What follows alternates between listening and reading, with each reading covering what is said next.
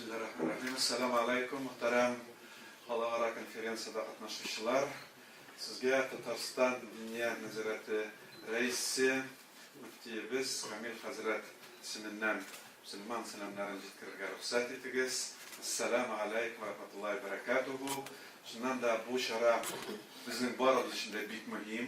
Diniya nazorati uchun bek muhim, o'quv yurtlari uchun bek muhim. Chunki biz Irakda o'quv yurtlarida o'quv prosesini olib boruv bilan birrakdan shunday charalar uyushtirib, bu charalarda o'zimizning alimlarning, din ahllarining fikrlarini eshitib, u fikrlarni shogirdlarga, umuman bizning ummatimizga eshittiruv, ham endi uning natijasi bo'larak konferensiyaning ismida yozilgan tuturuqlantiruv ishida o'zimizning ulushimizni kiritirga tiyishmiz. Shunga ko'ra da biz buni Rustam Hazratga bek rahmatlibiz. Endi 3-chi martaba, 5-chi martaba konferensiya o'zdirib, 3-chi martaba xalqaro konferensiya uyushtira. Hozir endi biz buni Rustam Hazratning tajribasidan o'rganib, endi Tataristonda bizning 9 madrasa bor.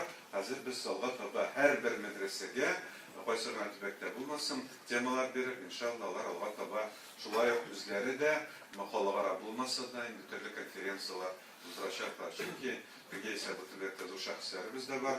Ularga bag'ishlangan bizning o'quvlarda o'zlar bor, o'quvlari da bor, mana Shistav o'quvlari da bor. Hamida Alloh taolo mana bizning barliq madrasalarimizda Oq masjid madrasasi misolin o'rganib, shulay o'zlarining konferensiyalarida uzra boshlayashaqlar. Temasi da mana shundan da bek muhim. Mening de mana shu qutlov bo'lishimdan yana so'zlar berdilar, azroq zagrasilar, zagrada reglament solarida tuturuqlantiruv uchun. Shundan da mana biz bitindi din turunda so'z borganda, Irakda islom dini turunda so'z borganda, qizg'anchga qarshi bugungi kunda islom dini o'z jamiyatni tuturuqlantiruv tugul, kirisincha islom dini ko'proq shu ekstremistik, radikallashuv, endi qo'yibirlarida shu terrorizm bilan belgilab bor.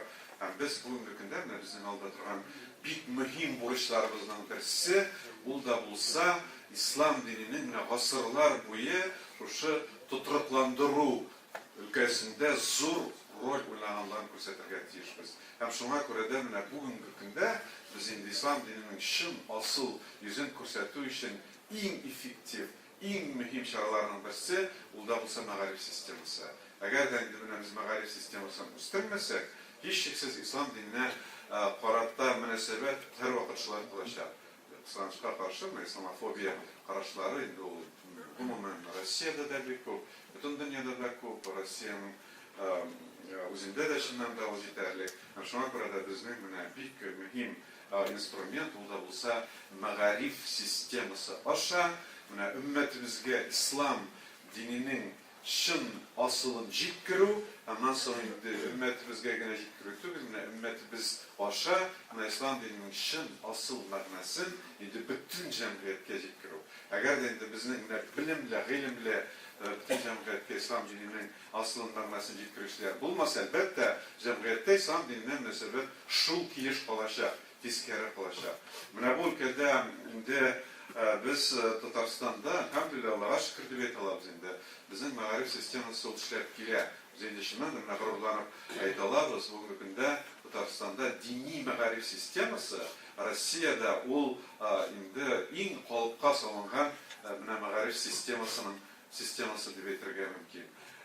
Shundan da bizda sistema. Biz endi bu sistemani qurganda eng birinchi sharoitda masjidlar qo'shindagi kurslardan boshladik. Biz boshda alimlarga ko'proq ustaylar, babaylar, yoshlar dairi, amar endi ixtibor u qadar zo'r tugul edi. Lekin mana aslin anan qori boshlasam, buna bit ular masjidga kelib, ulkan bo'lsin, yosh bolalar bo'lsin, ular birinchi martaba namozga borsalar. Ularning endi musulmon bo'larak dunyoga qarash sistemasi formalashadi. Ol namaz anishik bo'lsa, Alloh taolo shulay bo'lashadi. Shunga ko'ra da mana masjidda, masjid qo'shindagi kurslarga da hozir endi diniy nazoratida ixtibor ortdi. Bugungi kunda Tataristonning 800 masjidida mana shu masjidlar qo'shindagi kurslar ishlab keladi. Biz ularning barliq o'qituvchilarini borladik. 1200 o'qituvchi, ularning har birisi imtihon tutdilar, u da bek muhim. birden bir Татарстанда шундай төбәк дип әйтергә мөмкин. Без инде бүгенге көндә менә мәчетләр каршындагы дини мәгариф системасында эшнең ничек барганлыгын бераз күз алдыбыз дип әйтергә мөмкин. Һәм аның программасын иншаллах төзедек, инде без дәреслек эшләдек. Хәзер менә бу сез күргәнсездер инде фильмда да әйтеп киттеләр. Без татарлар дигән проект инде 10 ел без аны Россия Ислам университетында алып барайды. Хәзер ул проектны без Татарстан буенча алып барабыз. Ул бер курсларда без татар телен өйрәтәбез. Әлбәттә татар телен өйрәтү генә җитми, чөнки без инде татарларны аларның менә шушы милли аңында формалаштырырга тиешбез. Милли аңны формалаштыру өчен дини фактор да бик мөһим. Без инде татар теле, дин нигезләре һәм татар тарихы 3 бүлектән торган курсларны алып барабыз. Без татарлар дип атала һәм менә ул безнең Россия Ислам университетында инде бик зур популярлык казанды. Анда кеше бик күп йөри. Беренче менә инде курслар башлангач университетта кичендә коридордан да узып булмый. Анда кемнәр генә юк. Башта инде безнең халык бик борчыла иде. Дишләрбез микән? Монда яулыксыз, кыска, юбкалы кызлар бик күп. Булар белән нишләрбез инде дип. Менә шул алар я юбкалары узыная, яулыклар кия башлыйлар. Яисә инде алар курслардан йөрми башлыйлар. Шуңа күрә дә инде курсларның нәтиҗәсе буларак белем һәм инде әхлак, менә тышкы кыяфәттә үзгәрә. Менә ул бик мөһим. Менә 3 ай эчендә карап торасың инде коридорда йөрүчеләр арасында инде бөтенләй башка кешеләр дип уйласаңлар, ләкин шул әмма инде алар мөселман уку йортында булып, мөселманнар белән аралашып, ислам дине нигезләрен тыңлап, аларның инде менә дөньяга карашы әкренләп үзгәрә башлый. Шуңа күрә дә ул да бик мөһим. Менә мәгариф системасына икенче баскычына килгәндә, менә ул безнең мәдрәсәләребез өчен дә безнең 9 мәдрәсә бар. Biz Татарстанның менә 9 мәдрәсәсе белән горурланабыз дип әйтергә була. Чөнки алар бөтенесе дә менә Россиядә 90нчы елларда инде формалашып, ешып, безнең әле генә ешкан мәдрәсәләребез юк. Бөтенесе дә инде 10-15 ел эшләп, үзләренең менә потенциаль мөмкинлекләрен күрсәткән мәдрәсәләр. Һәм без мәдрәсәләр буенча да менә шактый эш алып бардык. Чөнки менә мәдрәсәдә уку йорты булгач, ул бит инде низде булса таләпләргә туры килергә тиеш. Һәм ул таләпләр, ул уку системасында, менә монда безнең мәгариф системасында эшләүче галимнәрбез бар, ул стандарт дип атала инде, уку стандартларын без керттек. Мәдрәсәләр инде бик шатланмасалар да, чөнки стандарт ул шактый таләп. Без инде менә хәзер быел беренче мәртәбә шушы стандартлар нигезендә үзебезнең шәкертләребезне чыгарабыз. Ул бик мөһим. Менә стандартлар эшләп китте, ул стандартлар эшләү шулай шактый авыр булды, чөнки стандартлар ул дәреслекләр дигән сүз мәгариф системасына килгәндә ул бик четерекле, бик үзенчәлекле өлкә бит ул. Мәгариф системасын әлбәттә дөньяви система белән чагыштырып булмый. Дөньяви мәгариф системасында бәлки инде теге алга киткән инновацион укыту дәреслекләр файдаланырга мөмкин. Әмма ләкин менә бездә, безнең өлкәдә dini мәгариф системасында без иң беренче чиратта үзебезнең менә шушы борынгы мирасыбызны өйрәтергә тиешбез. Борынгы мирас инде ул урта гасыр мирасы.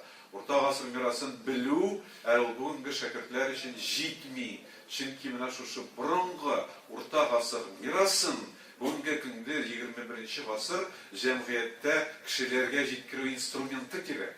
Шуңа күрә алар менә шушы борынгы ата-бабаларыбыз укыган дәреслекләрне, китапларны белү белән бер рәттән заманча фикерләүче булырга тиешләр. Менә ул бик катлаулы, четерекле, бик авыр мәсьәлә. Ул бүген дә хәл ителгән дип әйтеп булмый. Чөнки теге иске китапларны укыту, аларны ул бер нәрсә, ләкин инде алар яшьләр аларны укып чыгып, җәмгыятьтә аңлата алалармы дигән проблемалар бар. Мәсәлән, җихад, урта гасыр китапларында җихад бүлеге бар. Ул җихад бүлеге менә яшьләр аңлата алалармы, юкмы? Ул җәмгыятьтә яшьләр аңлатканны, җихадны тагын ислам менә шундый икән дип тискәре аңламаслармы? Һәм башка бүлекләр бик күп. Һәм менә шуңа күрә дә инде без дәреслекләр мәсьәләсе буенча хәзер бик борчылабыз, бу өлкәдә эш алып барабыз. ул шулай ук югары уку йортлары эчендә бик мөһим. Бүген менә мәдрәсәләребез, әлхәмдүлилләህ, Аллаһка шөкер, безнең бик яхшы эшләп киләләр. Безнең мәдрәсәләребездә 3000 артык шәкерт укый, көндезге һәм читтән укып торучылар белән ул бик зур корпус. Безнең бөтен мәдрәсәләребез инде ул бөтен Россиядә танылган. Менә Зөлфәт районында Мөхәммәдия мәдрәсәсендә мөдирнең урынбасары, biz oturgan medrese, hoşlangan alsak da onların indi özünün tarihi var, hem şundan da bütün Rusya'da onların bilir, şuna göre biz onlar bilen gururlanıp, şotlanıp, indi şuna göre bizim medrese direktörü, onlar indi büyük burunların içinesinden deyip, indi mene Aydar Hazret Dünya Hazretinden onlarını yıl sayın varıp tekşirip, şundan da bizim o sistema kurulgan. Şimdi başka şey bizning yuqori bilim sistemasi, yuqori bilim sistemasi Allohga shukr, shulay bizning Qozonda Tataristonda diniy ma'rifat sistemasida yurishdi. Ul Rossiya Islom instituti ham Qozon Islom universiteti. Biz albatta diniy ma'rifat sistemasi to'g'risida so'z olib borganda hech shaksiz haligida boyagi biz o'zimizning traditsiyalarimiz nechik turmushga oshirilgan ekan deb ул хакта борчылабыз. Бүгенге көндә менә кадимчилек, җәдидчилек инде ул мәгариф системасында. Без инде бик гырурланып, тынычландырып әйтә алабыз. Әлхәмдүлилләх, Аллаһка шөкер, без җәдидчилек һәм кадимчилек традицияларын дәвам итәбез дип. Менә без инде җәдидчилек турында әйтәбез бит. Җәдидчилек ул бик мөһим. Менә татарлар өчен җәдидчилек мәгариф системасы бик мөһим булган. Ни өчен? Çünkü җәдидчилек мәгариф системасы аша менә татарлар үзләренең зыялыларын әзерләгәннәр. Дин әһелләре генә түгел, татар зыялылары бөтенесе җәдидче мәдрәсәләрендә укып чыкканнар. Һәм шуңа күрә аның нәтиҗәсе буларак менә безнең Айдар әфәнде Хабудинов бар, ул чыгышында әйтәләр. Менә biz 1905-7 елгы революциялардан соң татарлар менә безнең Россия империясының сәяси тормышында birinci planga çıkarılganlar. Niçin? Çünkü onların ziyalaların hazırlayışı okuyukları medreseleri bulgan. Ул татарлар birden bir халык дип әйтергә мөмкин. Башка халыкларда чөнки җәдидчилек традициялары ул кадәр киң булмаган. Һәм шуңа күрә җәдидчилек бик мөһим.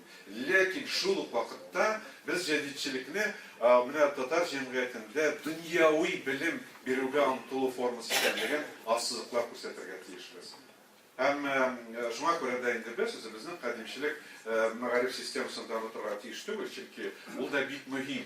Һәм бүгенге көндә менә без Россия Ислам институты ул җәдидче укыйды дип біз әйтә алабыз. Чөнки Россия Ислам институтында біз теологлар, экономистлар, лингвистлар, журналистлар әзерлибез. Ул татар зыялылары. Biz аларны дин әһелләре итеп әзерләмибез. Без аларны менә югары белемле мөселманнар. Менә ул безнең йөзебез, безнең өммәтебезнең йөзе. Менә алар дип без бөтен өммәтебез һәм җәмгыять горурланып булсын дип. Шуннан да югары белемле мөселман ул кайда гына булмасын, бәлки ул мәчеттәге муллага караганда да аның кергән өлеше зуррактыр. Чөнки аның аудиториясе киңрәк. Ул ниндидер эштә эшләсә, ул менә мөселманнар нинди белемле дип аны күреп, инде исламофобик настроениялар кими. Һәм шуңа күрә дә җәдидчилек традициялары бүген әлхәмдүлилләх, Аллаһка шөкер, без дәвам итәбез. Ләкин шул вакытта дини мәгариф системасы турында сүз алып барганда, һичшиксез менә кадимче мәдрәсәләрнең традицияларын без онытырга тиеш түгел, чөнки менә без нинди генә татарларда дин әһелен алмыйк, зур галимне, алар барсы да менә шушы кадимче мәдрәсәләрдә укып чыкканнар. Шул Муса Бигиевлар һәм башкалар. Менә аны дәвам итү өчен бездә Казан Ислам университеты бар, инде ул шул бер бинада урнашкан. Без анда шариат факультеты ачып, менә шу традицияларны дәвам итәбез. Һәм инде ниһаять менә соңгы баскыч ул Болгар Ислам академиясе.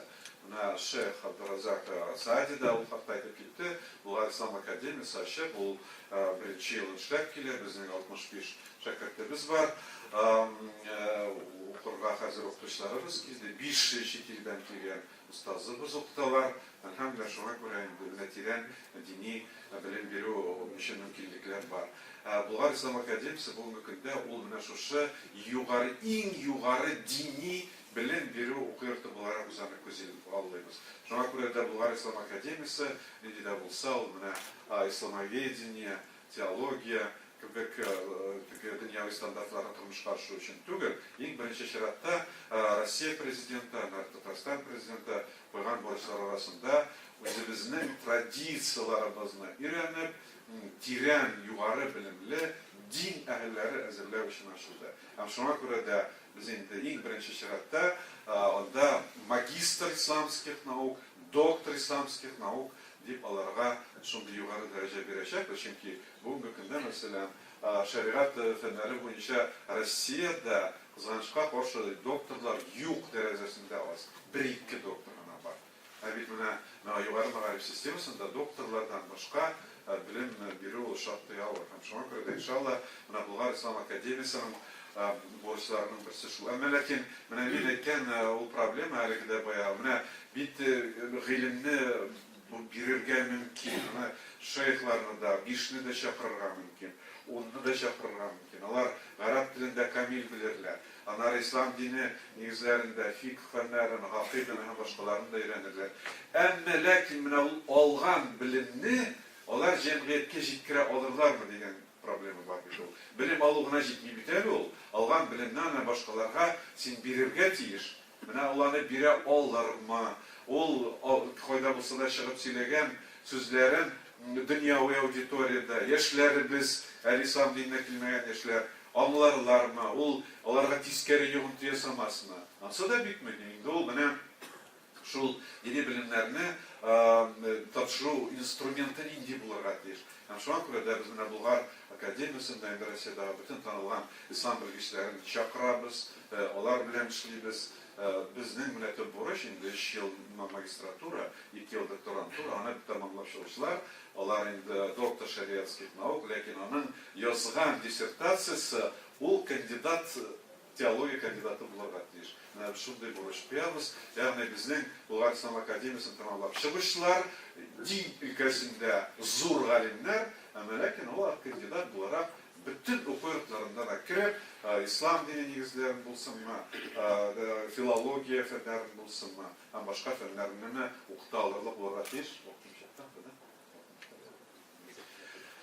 Biraz şuna göre indi mağarip sistemisi hakkında şu Tataristan'da, Roman Rossiyada bu fikrini etirgetilen idi. Bu günde Rossiyada 80 yakın dini okuyurtu var. Şimdiden da bizim dini mağarip sistemisi Rossiyada da ушла формалашты. Bizden Совет по исламскому образованию деген uyuşmamız var. O uyuşmada biz şulayıp standartlarını fikir alışı biz şimdiden da uzun iş buldu. Biz orta dini bilim boyunca standartlar bütün Rossiya için hazırlayıp kabul ettik. Bu şartlı katlalı çünkü Rossiyada belirli boğanca türlü tradisiyalar var. Dini tradisiyalar Kafkaz'da Şafii mezhebi, bizde Hanefi mezhebi, ikisine de doğru kilerliklerle biz orta medreseler için standart işledik.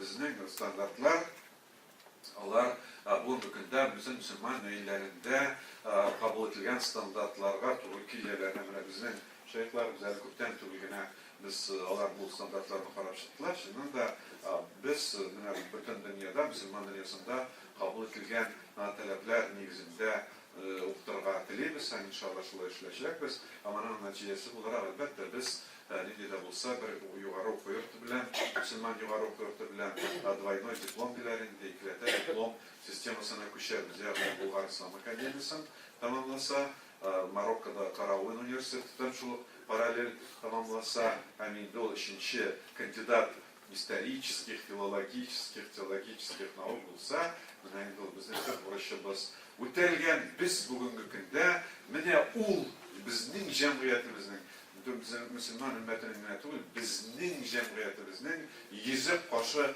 bularla galimlerimiz diye bir alacakız. Biz şuna umutlarga tileybiz. İnşallah bu izgi niyet özünüz bilesiniz de o izgi bulgaç ana turmuşqa şu Allah Teala derden ite. Bizde Allah Teala yardımı bilen barımızdan tırışlığımız bilen şu borçlarını ötep çıkarmamız bilen. Sizge tam bir mertebe şu konferansiyada katnaşıcılarga selamlarını yetkirip Muşlar tilab. Selamun aleyküm ve rahmetullahi ve berekatuhu.